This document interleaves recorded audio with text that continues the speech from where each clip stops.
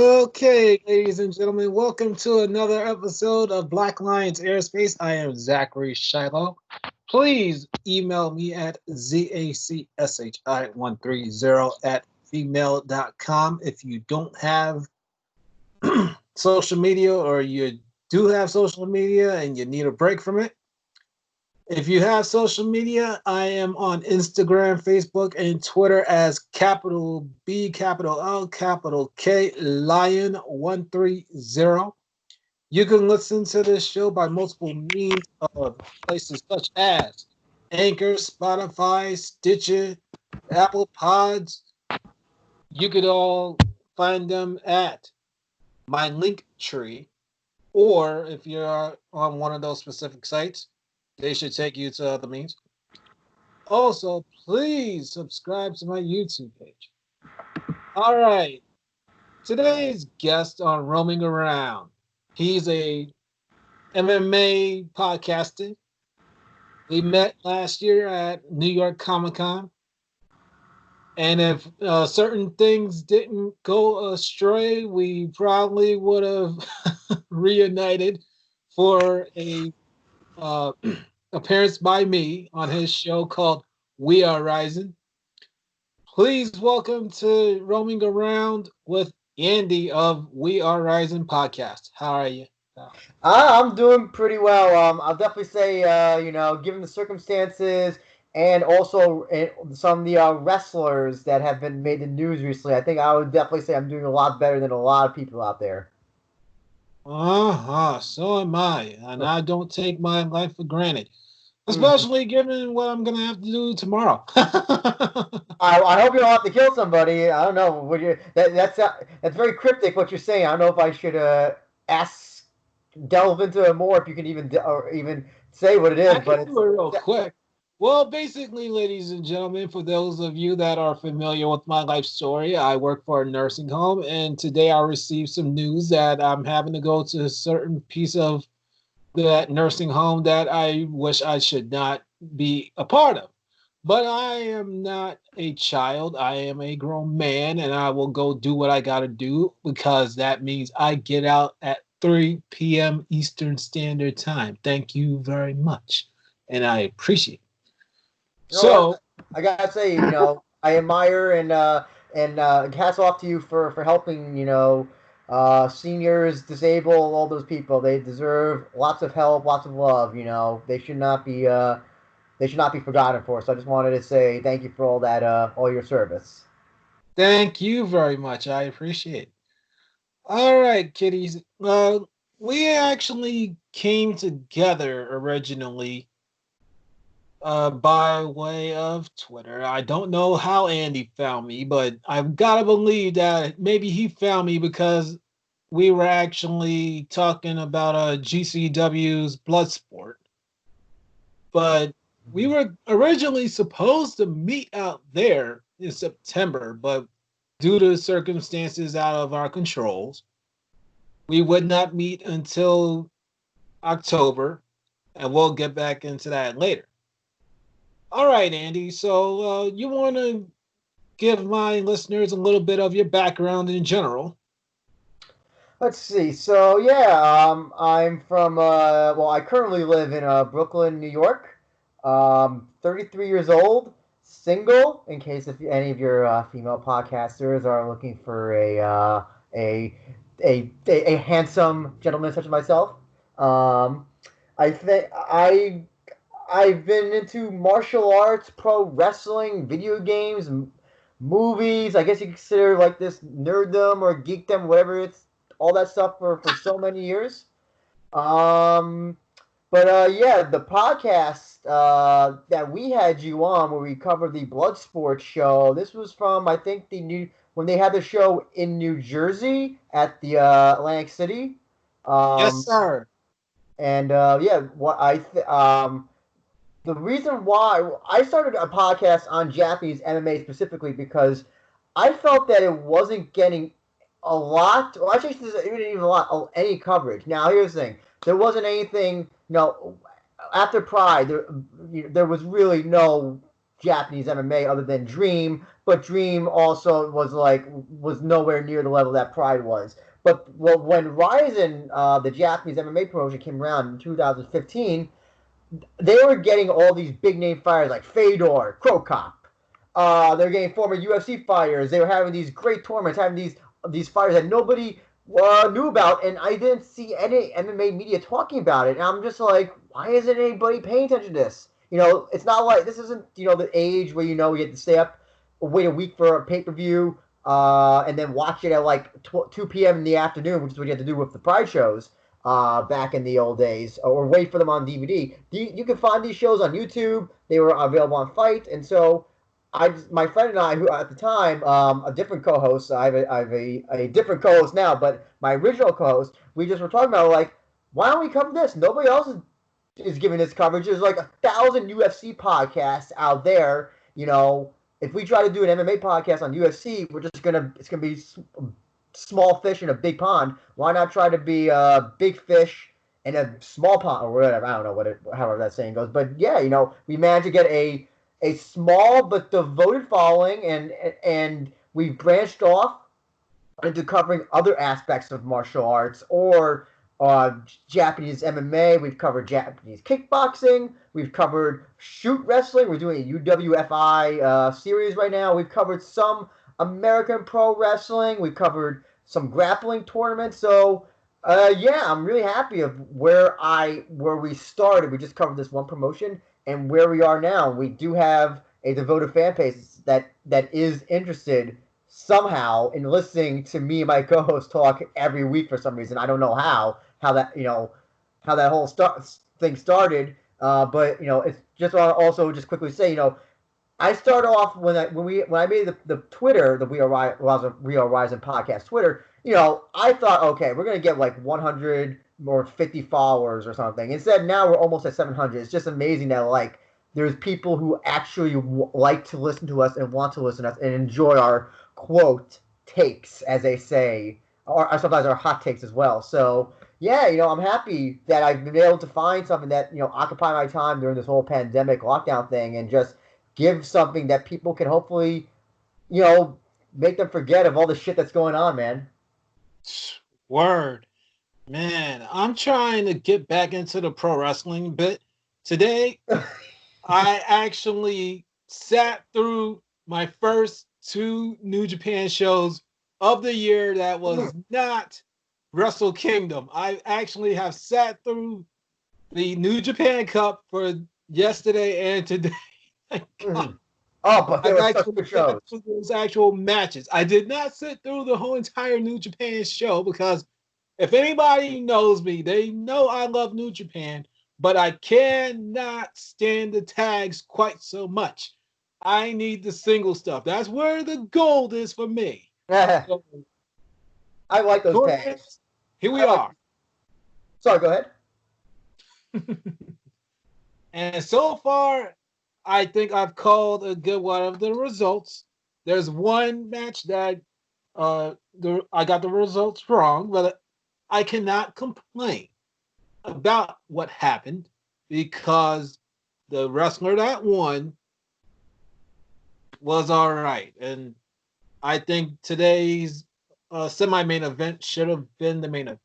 But I digress because this is more so about you being on with me. And plus, I'm sure I got other people that actually have seen the New Japan Cup and will go more crazy about that in the next few days. All right. Well, as far as the pro wrestling is concerned on your end, how did you actually get into it? Holy, am I allowed to curse? Yes, you can. Okay, so before you get into it, all right, this is for anybody that's thinking about coming on this show. Please be free to be who you are. Continue, Andy. Oh, well, holy shit. This is going back to like 92, 93. This is WWF. It's like probably even, older than some fans that have watched now. That, this is, I'm like the first big feud I remember as a kid was probably the Undertaker versus Yokozuna. That feud. That is the earliest feud I can recall. That is how far back I can remember. And I just, I guess it's just one of those things that, you're a young kid or guy, boy, whatever, and you were just walk through TV and you just see, oh, guys wrestling, they're beating each other up. You're just attracted to that stuff, Then my friends also got into it, and that's really how it is. That's my WWF. I guess that's my first foray into wrestling.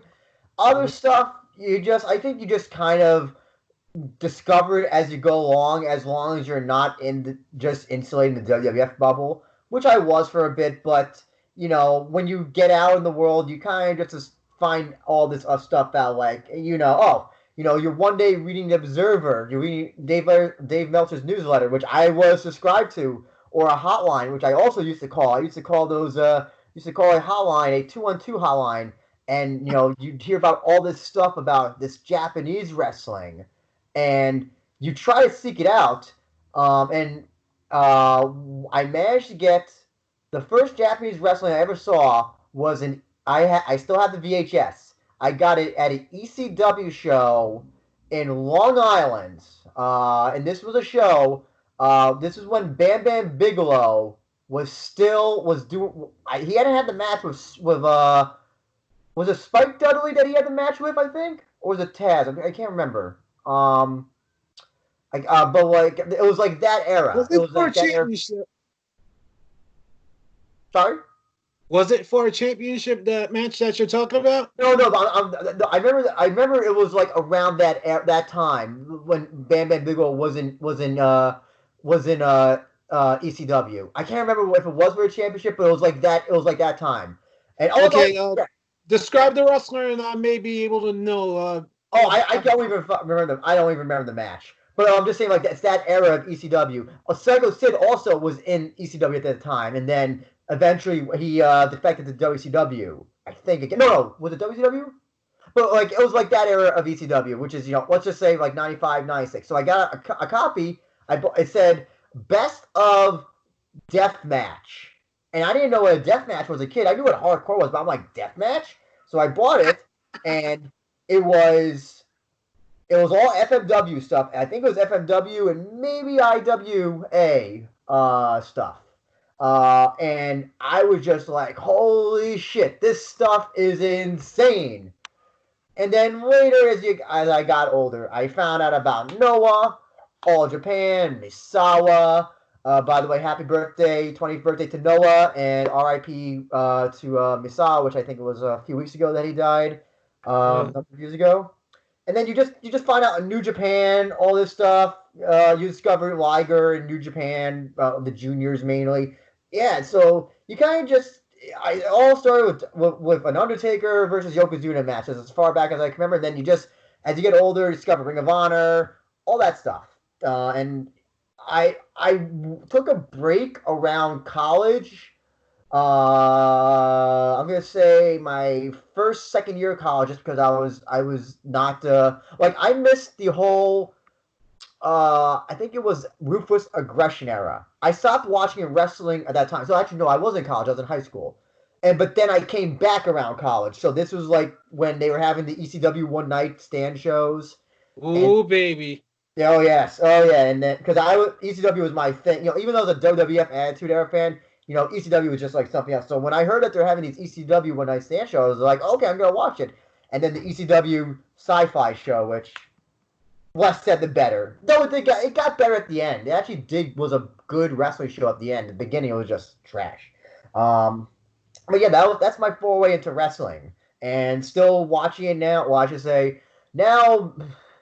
It's mostly New Japan, occasional other Puro promotions if I hear there's a good match, and then some Ring of Honor and about 70% AEW. But most of my stuff is New Japan, just because I think that New Japan produces the best wrestling, the most quote realistic wrestling, and the most wrestling I do not have to be embarrassed about to show other people. I agree. And anybody that's listened to this show actually knows that I love New Japan. I've been at Ring of Honor. I've been at GCW. I've been at Rev Pro. I've done a smidge of the Evil Empire. Oh, let's actually translate for the people that are possibly listening for the first time. I call the Evil Empire WWE because they can be sexist, they can be racist, they can be favoritist, and that does not fly here on this multi-dimensional realm because they actually can be very, very picky and horribly at it. And recent times have shown that, and I'm blessed that I do not watch that crap every single week. I do not understand how people like my surrogate father actually can sit through that and not wanna puke. But God bless him. I think it's God bless him all. when it comes down to just watching. I think it's just a force of habit thing. You know, you just Mhm. watch it because you've been watching it forever, and the quality don't matter. Well, here's the thing: a lot of people aren't watching now. If you look at those ratings, you know, almost 1.5 million people, and there's 300 million people in the United States. That's not even like 0.1%. So, but I think for most people, it's only come down to people that are the hardcore, absolute hardcore of WWE fans or the Evil Mhm. Empire fans, and your surrogate father. I'm not going to guess his age, but I'm going to guess he's somewhere up there. That's who Oh their yes, highest. yes. That's who their highest viewership is apparently. Is like it is the over 60s, people over 50 for some Mhm. reason because they've been watching it forever. You know, it's just a habit thing. So that's at least my belief. I agree. I agree because my surrogate dad, he loves telling me about everything that happens in WWE. He cannot stand for the love of him Bailey. He cannot stand her at all. And he would tell me about how her character sucks, how Oscar sucks, and a whole bunch of other people, especially AJ Styles. He really can't stand him. And I should say, and I would say, come on, Red. Come on now. These people are supposed to make you hate them, especially Bailey. That's the other thing as well is that WWE doesn't really even do that. The problem is that WWE has basically they are telling you that nothing matters. So why should you care that Bailey is a heel? That Sasha is? I don't even know what that's. So I basically catch up on Raw either through secondhand, whatever is fed through the grapevine, or through like if I'm listening to the Observer and they're talking about it on the radio, and I'm just thinking like I don't even know. Like, this doesn't even sound like a show that makes sense. How can you listen? It's so like when people were complaining about Lost's last season, which went off the rails, or Dexter, or Game of Thrones last season.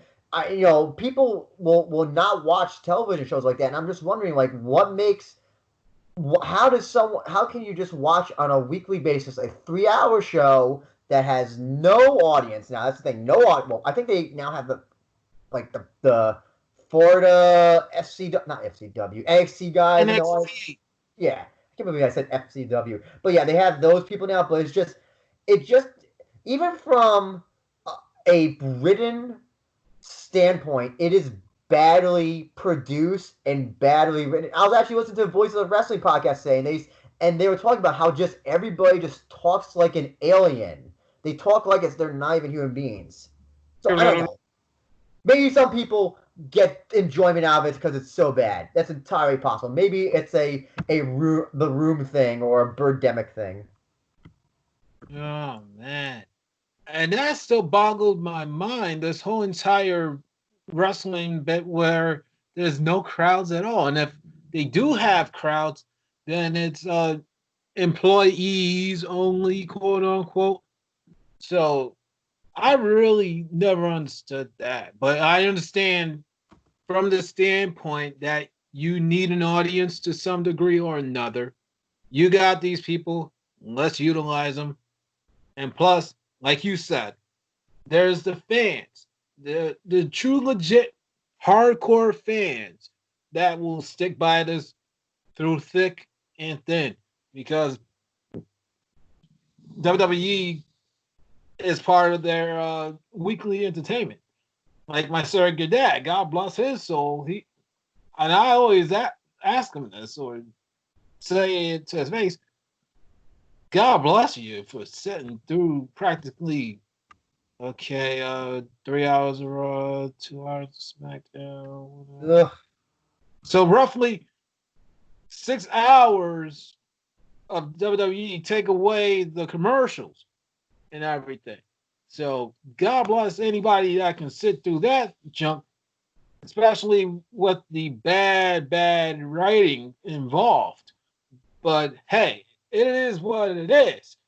It's so funny though that like because I the last WWE show I watched was the WrestleMania this year because they gave away like free network for whatever, and I'm just like whatever, it's free. And I was also just really curious to see how WrestleMania is without people. That curiosity really got to me, and it's there. It is. It's not even that. It's not only just how produced, but I also feel the wrestling doesn't even seem like wrestling, if that makes any sense. So when I watch New Japan, I know this is gonna sound really strange, but it looks like they're actually hurting each other, but they're not.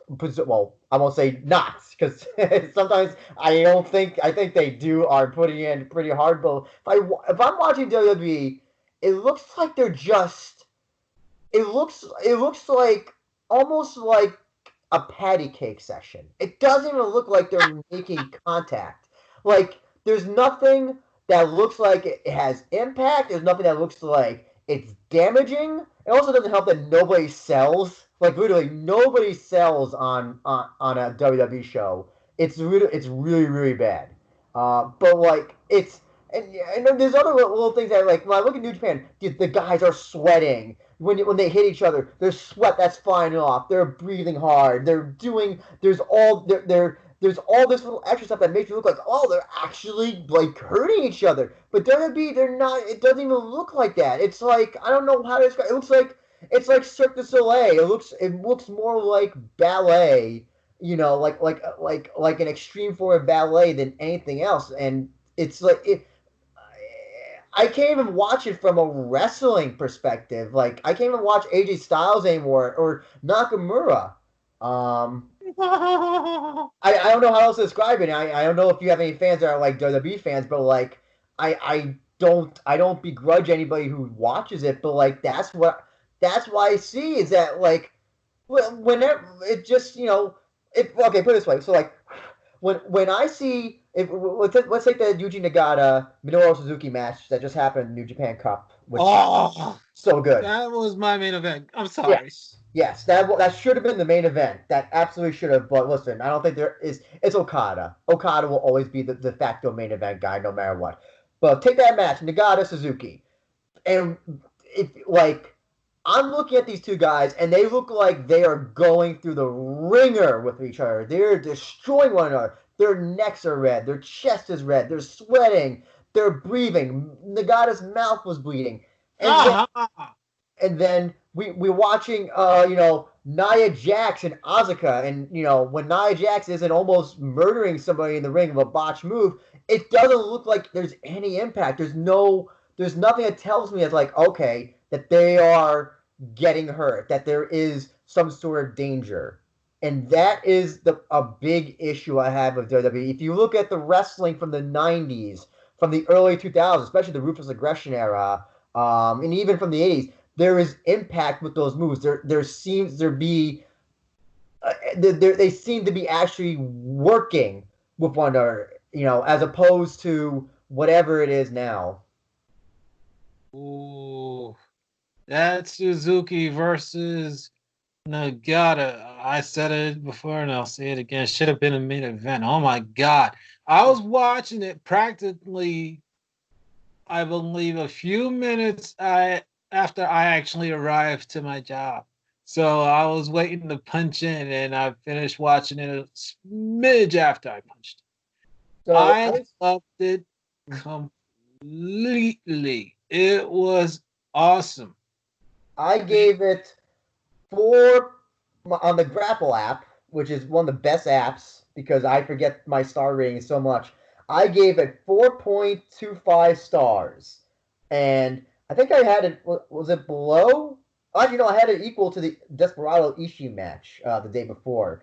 But yeah, so that match was like now here's the thing. Since this pandemic, my sleep like clock, my inner clock has been like all over the place. I'm getting up at like 6 a.m. because I don't know why. Because my whole everything is like screwed up internally. So when I just got up and I was just like, okay, I'm not gonna be going back to sleep. I'm gonna watch the New Japan show. So I watch it actually live, which the only shows I ever watch live are Dominion and the G1 finals because those are on at like 1 a.m., 2 a.m. You can watch those pretty much live and, not kill yourself. Also, not working also is a big factor, but my blood was like my heart was like pounding during that match. Oh, it was so good. Uh-huh. Exactly as the match was finishing, I was kind of sad that Murder Dad did not win. But I understand.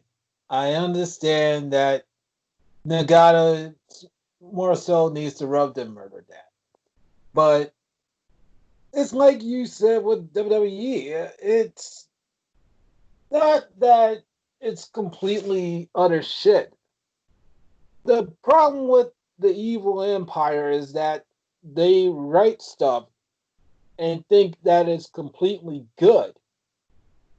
Hmm. And they try to put out stuff that's decent, but it doesn't come off right because they are more so concerned with the entertainment or Hollywood perspective rather than the actual sport. And this is in comparison to New Japan. New Japan is more concerned with the sport, the actual contact and everything. That's why a good lot of people like yourself, me, people who I've touched on, like a Wrestling Rant and an SOS Wrestle Talk. Who else? My ex fiance, Melody.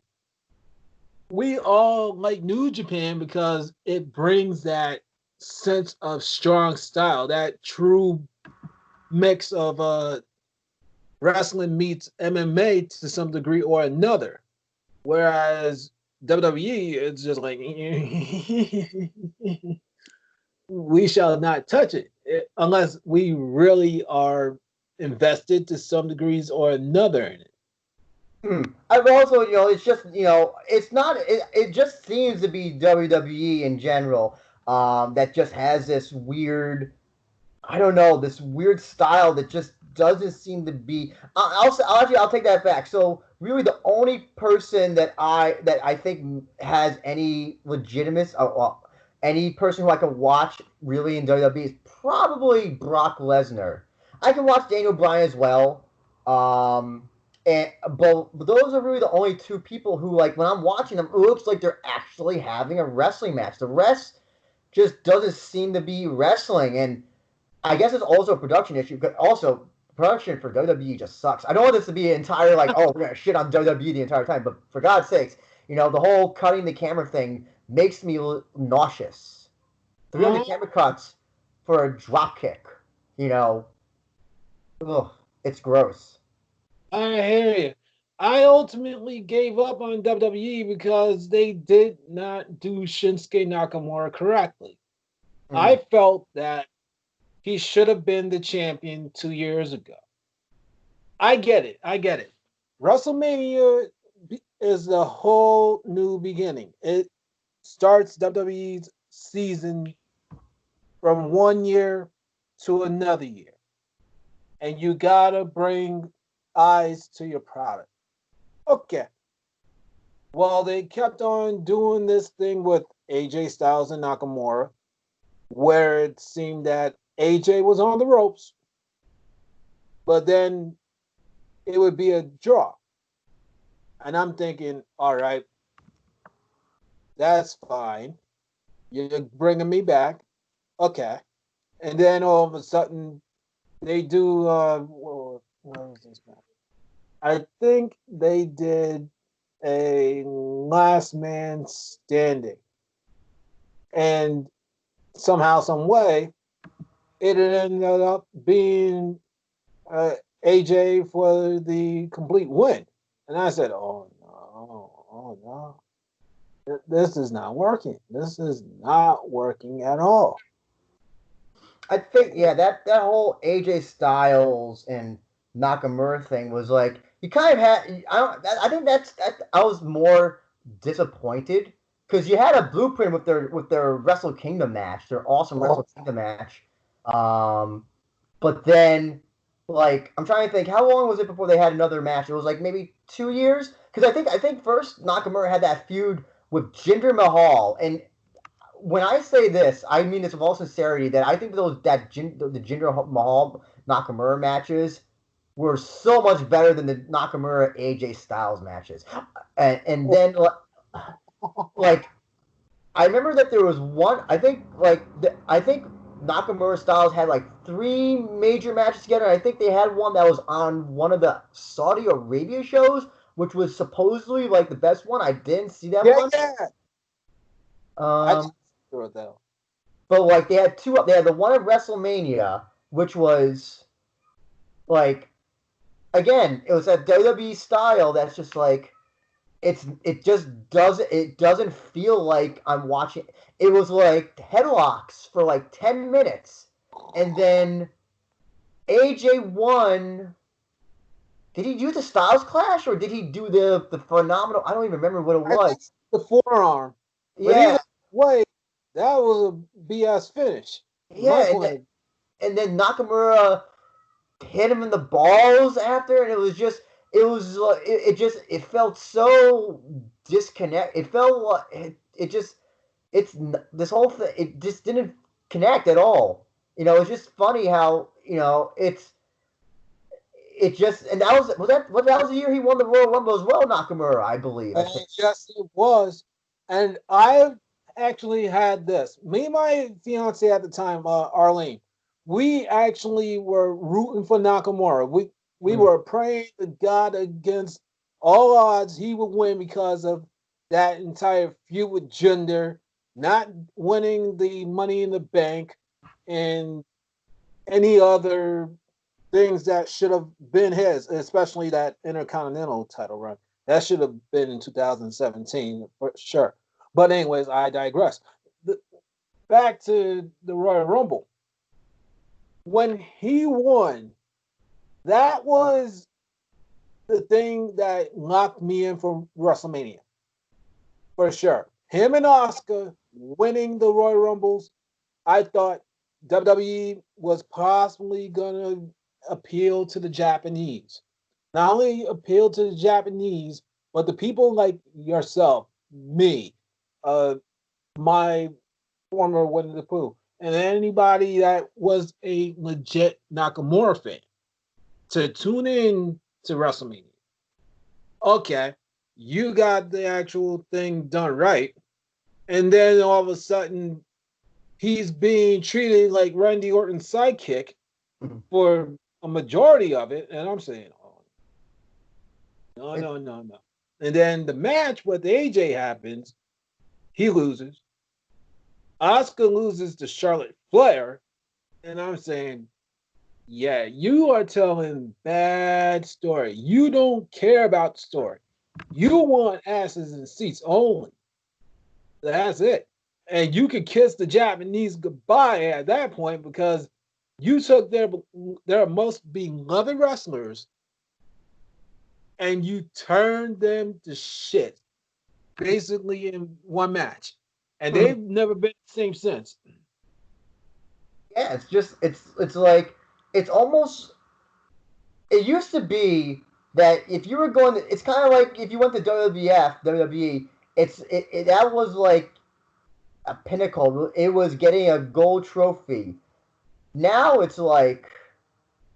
it's almost like, and I think we definitely see this because luckily we have AEW, which provides some sort of competition, and to a degree New Japan and a little bit of Ring of Honor. But we kind of see now that that that there's wrestlers who don't want to go to WWE because they see like, oh, you're gonna you're gonna make me into a ninja or whatever, and then it's like they see all this stuff, and if there's one thing that a lot of there's some wrestlers that just don't give a shit. They'll take the paycheck. They'll do what they're told. But I can tell you, there's a lot of wrestlers that are not, they don't like to be told what to do. They like to do their own shit. I mean, they like to go out and work the match their own way.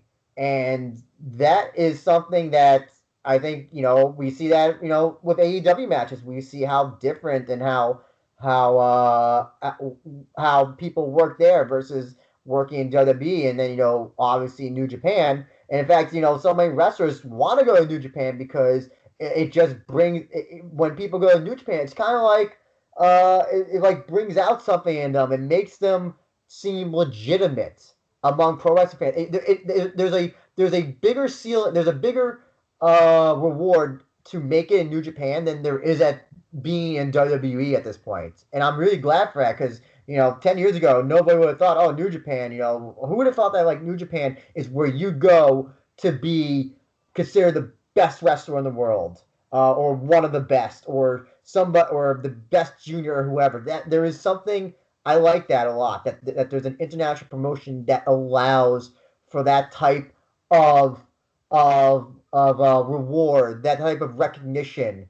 And we even got King Mo now. King Mo, former MMA fighter, now pro wrestler for MLW, saying he wants to go to New Japan. Yeah, if you listen to watch all these interviews with these wrestlers, they always say, "I would love to fight in New Japan than Super Juniors and the G1 because it means something more there than to be on Raw at this point." And I'm really glad for that.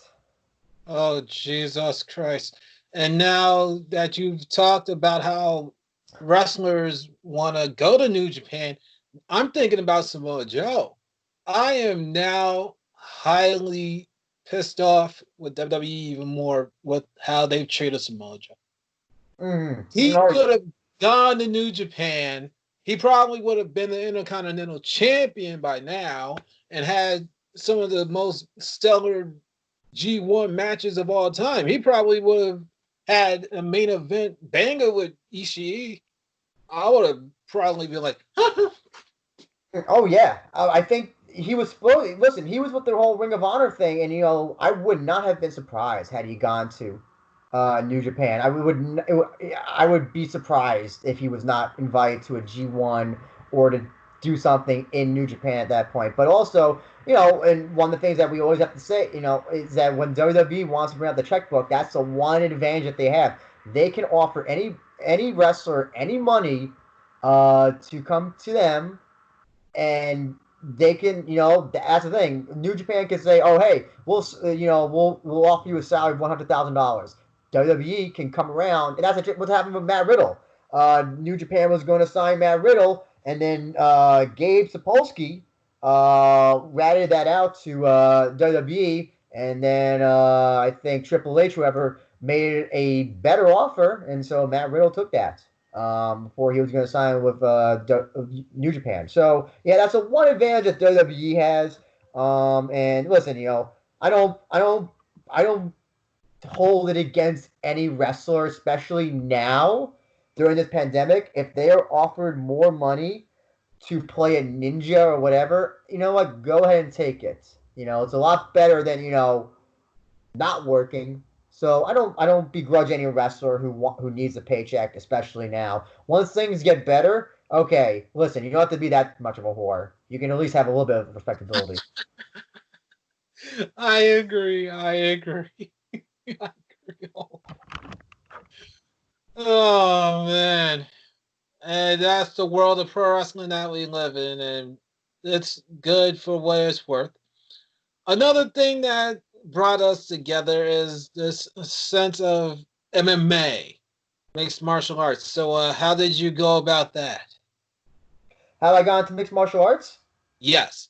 Well, so I knew about UFC because when I was, again, wrestling fan back in the Attitude Era, WWF commentators Jim Ross, Michael Cole would always mention about Ken Shamrock, Dan Severn being UFC. So my friends and I, one day my friend and I, we actually went to the Blockbuster Video. For you kids, that's a store where you actually had to go and rent physical media, and Ah, they had some of the UFC shows on video there, and I'm trying to remember which UFC was. Maybe UFC 2 or 3, but we found the show that main evented with Dan Severn and Ken Shamrock. Now this is before UFC was regulated, so basically the matches were all, I mean, anything goes, no time limit, and uh, this match with Ken Shamrock and Dan Severn was the most boring fucking thing I'd ever seen in my entire life up until that time. They were it was basically a glorified staring contest with occasionally with the two going into each other's guard and doing nothing. yes.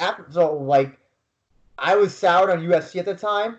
Fast forward to college, and I was friends with one of the security guards at my dorm, and he did not like that I like pro wrestling. He was like, Andrew, you gotta stop watching this fake pro wrestling shit. I'm here. Watch this UFC stuff. This stuff is really good. And so he lent me some videos of DVDs of some like best UFC knockouts, best UFC matches, and I was like, oh shit, this is great. This is great. This is great. Um, and then when I got out of college, I should mention. So I was incredibly overweight at the time. I am 5'7". At the time in college, the most I weighed was 210 pounds, and I was a mess physically. So Oh, damn. one of the things I did was when I got out of college and my goal was to lose a bunch of weight. I remember that one of the fighters that was on those best of UFC shows was Max Serra, and they mentioned that he had a school in Long Island. So I did the old Google thing, found out that that he had a school near where I was living at the time. Signed up, got into martial arts that way, and that was around 2010, 2011. And then you know just that's I got into UFC. I was actually funny, I actually signed up and was not actually an MMA fan, but when I was hanging out with people after, we would just go to watch UFC shows. I started getting to, because I still thought it was the boring stuff. There's that conception that it was still boring. Oh, it's just people laying on top of each other. But no, it wasn't like that anymore per se. So I got slowly started getting back into UFC, mixed martial arts, and then I discovered the Japanese stuff much, much, much, much later after Pride was dead. And then you just find these stuff on YouTube, Daily Motion, all that stuff at the Sheer Dog forums, Bloody Elbow forums. And yeah, I've been a pro wrestling and mixed martial arts fans for a good part of my life. Longer pro wrestling though. Martial arts, mixed martial arts officially. That's going on 10 years now actually.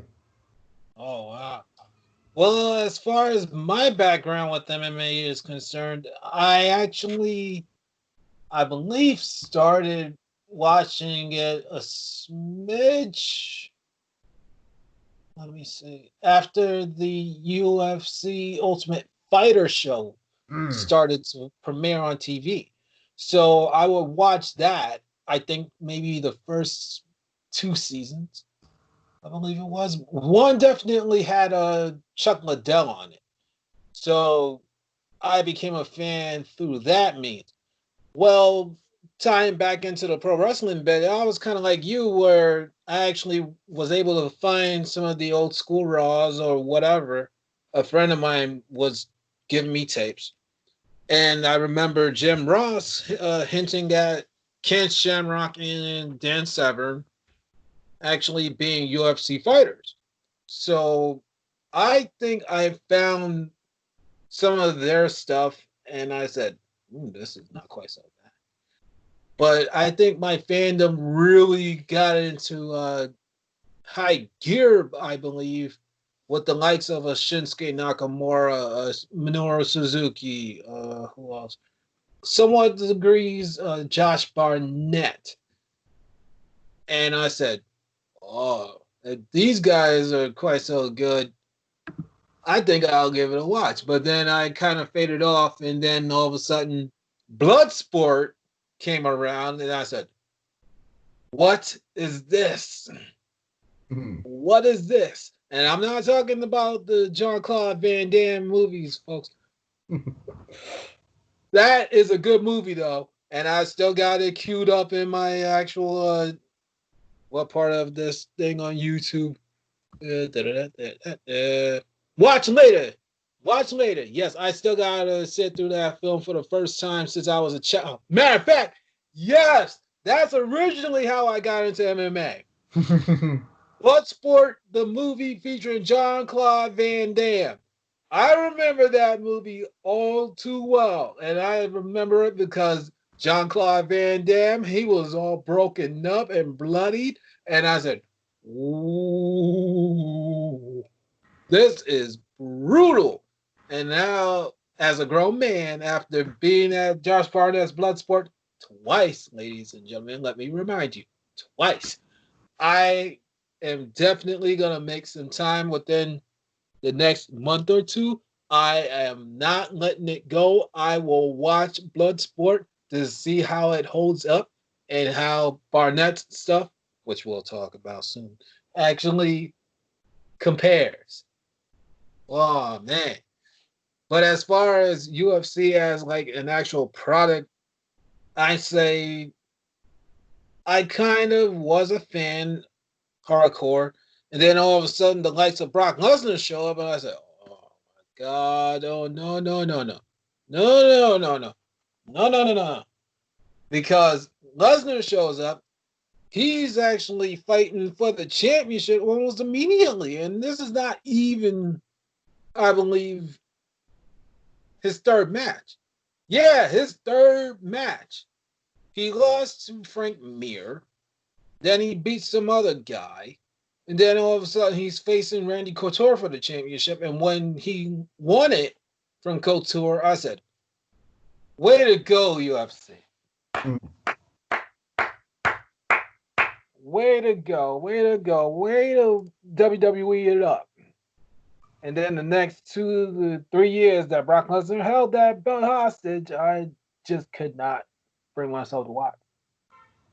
I couldn't because I felt like UFC was now MMA, WWE, doing the same shit that WWE did with Lesnar, but now on a grander scale. Yeah, yeah, yeah, yeah. But I love the actual MMA sport as a whole. It's legit.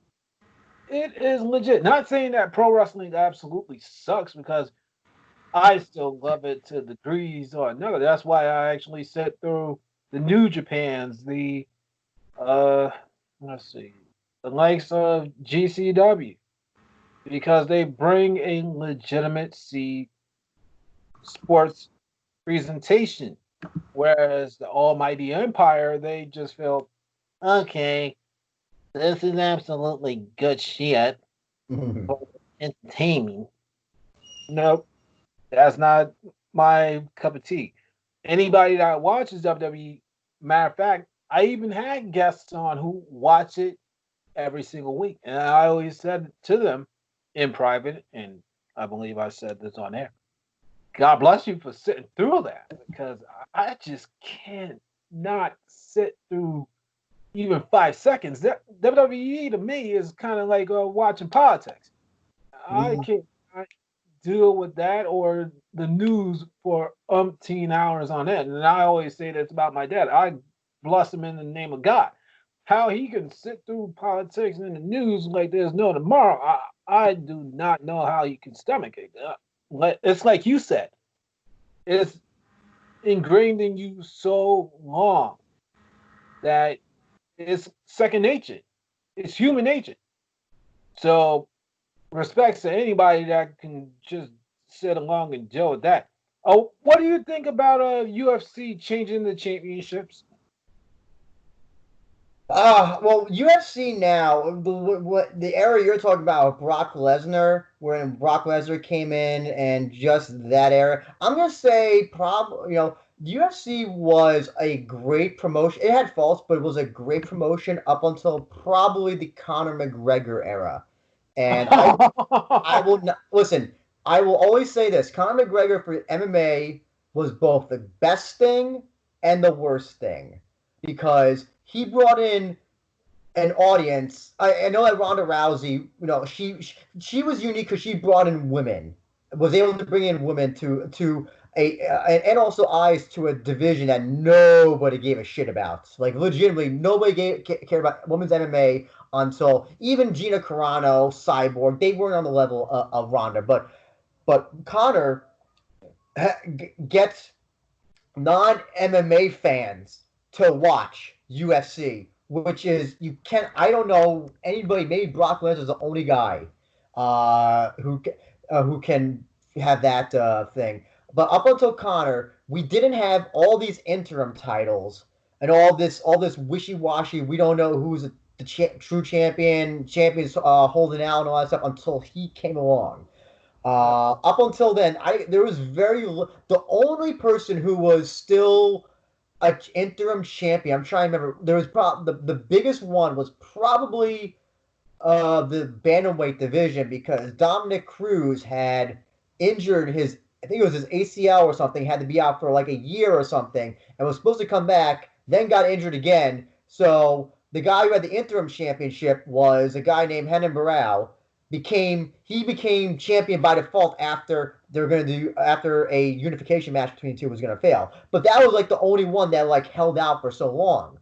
But ever since the Conor McGregor era, we've had people in multiple divisions holding out titles, and then there's an interim title. There's people dropping titles, vacating titles. We just had Henry Cejudo vacate both the flyweight and the what is it bantamweight title because he did not think he was getting paid enough. But if you're only going to MMA fighters not getting paid enough, that's an entirely different fucking thing. That's something that's like that really irritates me a lot.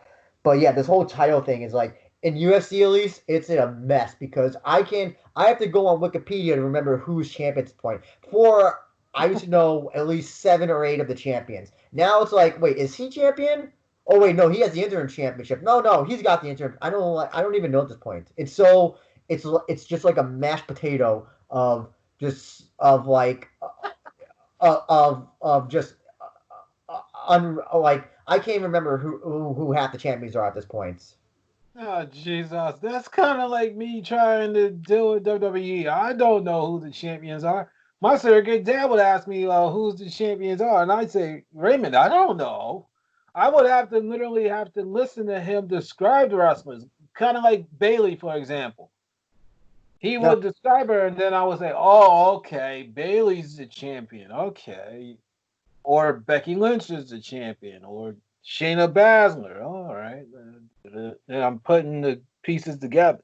I didn't even know that. So I watched that WrestleMania where Drew McIntyre beat Brock, and I totally forgot that Brock Lesnar, that Drew McIntyre had the championship up until I think Dave was doing like a thing, like a preview of Backlash or something, and Dave Meltzer, and he mentioned, oh, Drew McIntyre will be defending the title against Bobby Lashley. Like, when did Drew McIntyre win the title? And then I had to look it up. I was like, oh wait, he won it at WrestleMania, and I watched that show. So yeah, it's that's that's the WWE not really caring about anything themselves. If I have to, you can forget the tag team champions and intercontinental champions, but like you don't even. I can't even remember the guy who has the top title at this point. So yeah, WWE is also a mess when it comes to their title picture. Oh Jesus Christ! And we can always rip on that in future episodes, folks. And you can expect that from me definitely. But anyways, MMA. Well, one thing that you and I clicked on was this fusion of pro wrestling and MMA called Bloodsport, and I've actually touched upon the movie. Have you seen every single episode from GCW? with Yes. regarding that Oh series? yes, I seen every, even when it was Matt Riddle's Bloodsport. The first year that it happened, I think, was it in Louisiana? I think it was. That was where they had the Matt Riddle's Bloodsport, and it was a the main event was supposed to be Matt Riddle versus Low Ki. Low Ki pulled out because he's a bitch, and then it became Matt Riddle versus Minoru Suzuki. So yeah, that's the first one, and then every one after that was Josh Barnett. I went to the Josh Barnett one in what was it? In New Jersey City. Jersey. Yep, Jersey City, which was an awesome show. That was my favorite show of WrestleMania weekend. I even enjoyed that more than the Ring of Honor New Japan show at Madison Square. Uh-huh. Uh, Uh-huh. I agree. That was my match. I mean, show of the year. I didn't care about anything else. I said, well, I knew I had to go because of the talent that were on that show. Not only that, but the everlasting imprint of Matt Riddle's Bloodsport from the year before. and I just could not miss it. Like yeah, when they actually announced it was going to be in Jersey City, I said, Earl, I love you, but I'm going with or without you. I am going to Bloodsport, and yeah. lo and behold, I did. Where were you sitting? Where did you sit? I was on the stage, like near where the entrance was. Remember, there was the raised stage, and you're Mhm. facing the ring. Where were you sitting and Uh, standing? I was in a row two, right near the door, like the actual door to the venue. Oh wow. Okay. Well, I hope you were able to see. Oh yes, I was. And if anybody actually can remember this, they actually can see me at points. The strongest that you could probably see me is, I believe, when Minoru Suzuki is actually coming out for his match against Barnett. Not only that, but when he's actually doing the fighting around the ring, like outside of the ring. And you Ah, see yes. me like wearing a baseball cap and me being completely in black and white. And I'm just geeking out. Like, this shit is awesome. I am so blessed and happy to be here right now. And it's well worth the $70 that I paid for. Yeah, well, I'll say this, and I want to get your opinion on this. What do you think? Now, there was only one Matt Riddle Bloodsport show. How do you think the Matt Riddle shows compares to the so far the two Josh Barnett Bloodsport shows? Riddles was very, very good. It was the first of its ever kind. I know the Evil Empire, they tried to do something like it, but they only did it from a standpoint of this match called the Lion's Den, which was mainly centered around Ken Shamrock. But it didn't really legit work in the long run because they tried to make it about MMA and then turned it into basically Hell in a Cell with weapons. Whereas Riddle, he wanted to bring a legitimacy to the pro wrestling sport by way of having legit MMA backgrounded wrestlers. When I saw him versus Suzuki, I thought that was maybe match of the whole entire WrestleMania weekend. I did not expect Minoru Suzuki on that show at all. Like you said, it was supposed to be him versus Low Ki, but Low Ki backed out, quote unquote, claiming that he was actually injured. So when people actually were talking about the actual event, I had no clue that Suzuki was even around. I knew he was gonna be around for the New Japan stuff, and I believe maybe a smidge of Ring of Honor or WrestleCon. WrestleCon, yeah. Suzuki was gonna be on WrestleCon for a match, and maybe a smidge of Ring of Honor, but definitely New Japan. Uh, then I see him versus Riddle, and I say, "Oh my God, the man has arrived! This is great." And then him and Riddle go at it like blow for blow, blow for blow. And I'm saying even more. Oh my God, I gotta go and watch this live. And then lo and behold, like a year later, almost, or a smidge after, I'm practically almost front row. And it still is fresh in my memory. And I never want to forget it because it was something so beautiful that I would highly recommend against almost any WWE WrestleMania, and I believe the last, especially 5 years.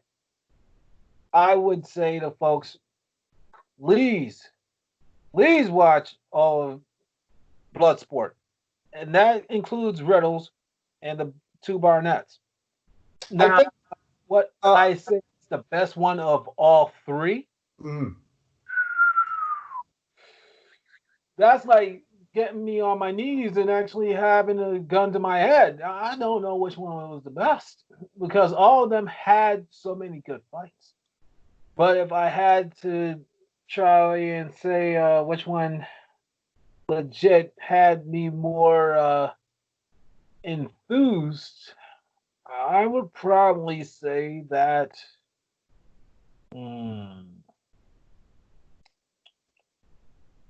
I would say maybe more so the one from Jersey City was the one that truly made me think that this could be maybe a year done thing. Like maybe one event or two events per year.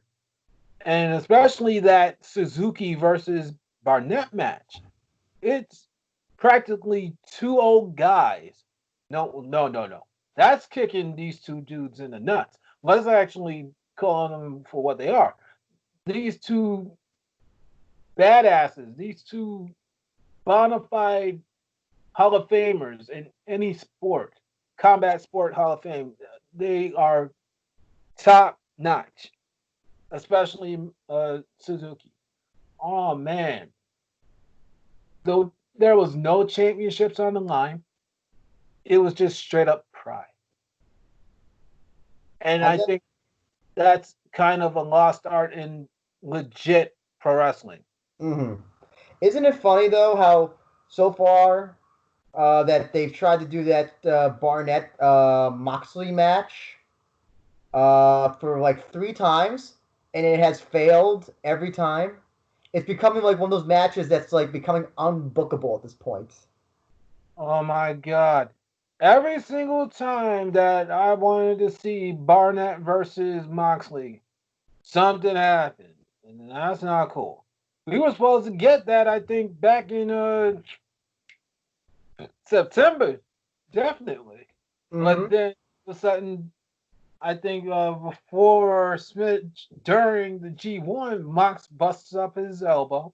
So he's not good to go. So insert Chris Dickinson, who I actually have talked about multiple times on this show, especially with my ex fiance Mel.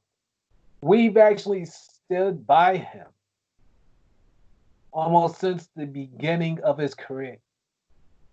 And to see him, meaning for me, main event with Josh Barnett that night, I almost cried because here's somebody from my neck of the woods main eventing a show that merges two of my favorite sports together.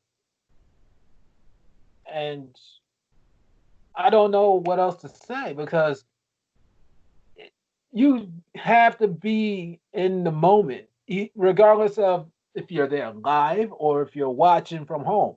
You have to experience it. Mm-hmm. And I will say I do agree. I think that the Jersey City show is probably the best. And I'll also say this as well. I think that under the Josh Barnett banner, I think it's so I with the Matt Riddle, it seemed much more geared to having pro wrestlers doing the MMA stuff. But with Barnett, he's actually bringing like former MMA fighters like Dan Severn and Frank Mir, Minowa Man. I like that. I like it has a little bit of a different flavor than Matt Riddle. I think that Matt Riddle's was just kind of just trying to do more pro wrestlerly type of thing, which I have no problem with. But I just like that we get matches like not Frank Shamrock, Frank Mir and Severin, and then they were gonna have Shamrock at this year's Bloodsport as well. Oh Um, God. so I do prefer the Barnett version, even though technically we've only seen one of the Matt Riddle ones, but nonetheless, I'll still say that I think that all three shows are great. I think that one of them, I think the Matt Riddle one might be free on GCW's YouTube channel, and then I think the other two, I think like select matches are available for free on their YouTube channel as well. So yeah, go ahead, Oh, binge on all that good Suzuki shit. versus Barnett. That is definitely on the GCW YouTube for free. Like the whole entire match. Oh, great. I remember just saying, "What? Wow!" And I still am on all that as Suzuki's coming out. They caught me. They caught me just going ape as he's just making his entrance, and I'm just geeking out. Like, here's this man who I have called the uncrowned IWGP champion, also, and I'm just having a good time watching it. I wish my fiance went with me, but you can't do everything. Mhm. But she did tag along with me, and I say thank you to her if she ever actually does listen. Or sticking by me up to that point. But anyways,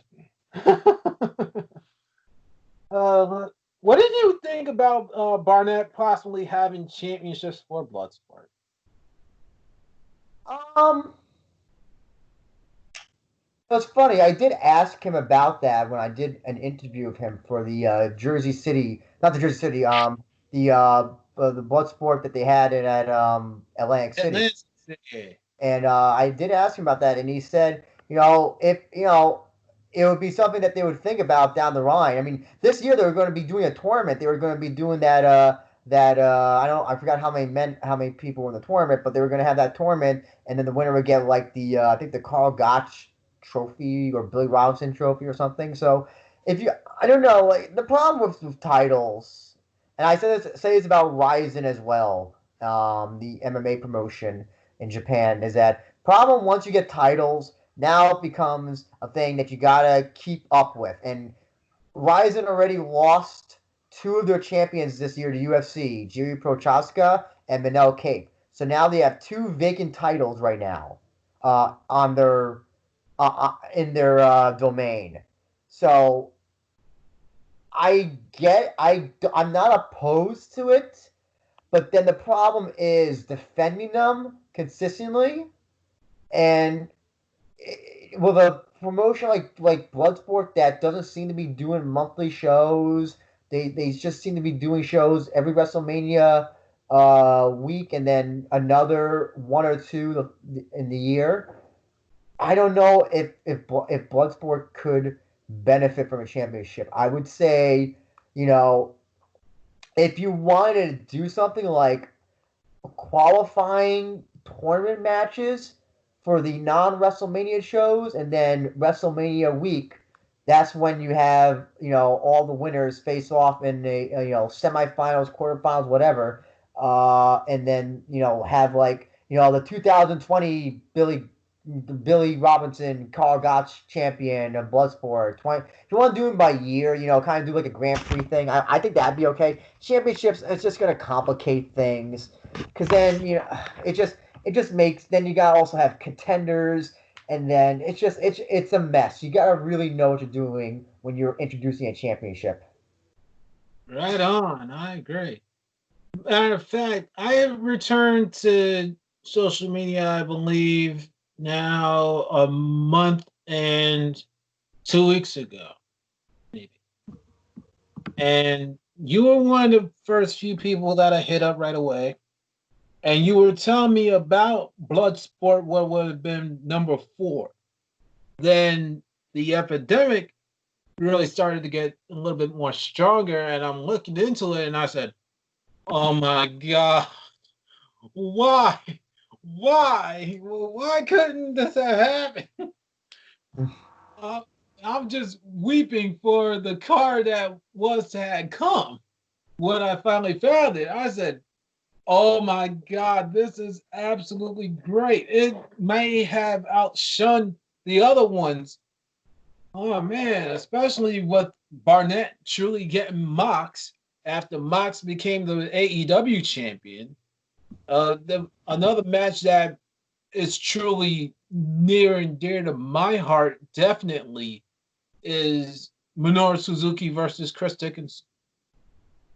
Did you hear about the big controversy behind that match? Apparently, Chris Dickinson had a booking for another a death match. I think the night before, and he canceled that booking, and he got himself a lot of social media hate for that. Because I think a lot. I'm trying to remember who it was against. Was it Dickinson and Nick Gage? I don't know. I don't know who it was, but it was Dickinson versus somebody in death match, and there were fans who had bought tickets to that show the day before and were pissed that Dickinson canceled. Mm-hmm. But It breaks my heart that Bloodsport was canceled, but here we are practically 3 to 4 months almost later. oh yeah, listen, that Bloodsport show would have been the best thing of that WrestleMania week. Maybe well, the Ring of Honor show was looking to be good because they're going to be having a bunch of crossover matches with New Japan, so that probably would have been good. But that Bloodsport show was going to be a tournament. They were bringing in like a lot of cool people for that show, like we say, Ken Shamrock, um, Thomas Santel, Jeff Cobb. They were going to bring in a lot of great people for that show, and then yeah, and I then think they were gonna have the Killer Cross versus Batista right there. that's supposedly, well, now that ain't gonna happen anymore. Great, but yeah, I think they were trying. That's a match they were trying to hope for. I don't know if it was actually ever gonna happen, but I think that was something they were trying to work. Try if it was a work and then hoping that it becomes reality type thing. Um, but and then also we were gonna get Barnett and Ambrose Moxley for Yeah. again and then again. That match is becoming the Khabib Tony Ferguson of of wrestling. So are you familiar with Khabib Nurmagomedov and Tony Ferguson in UFC? No, but my phone is getting ready to die. So we're gonna take a brief break so I can actually transfer to my computer because again, folks, my phone is getting ready to die and I don't want to miss out on Andy's story. So please, please, please hold on while I switch modes.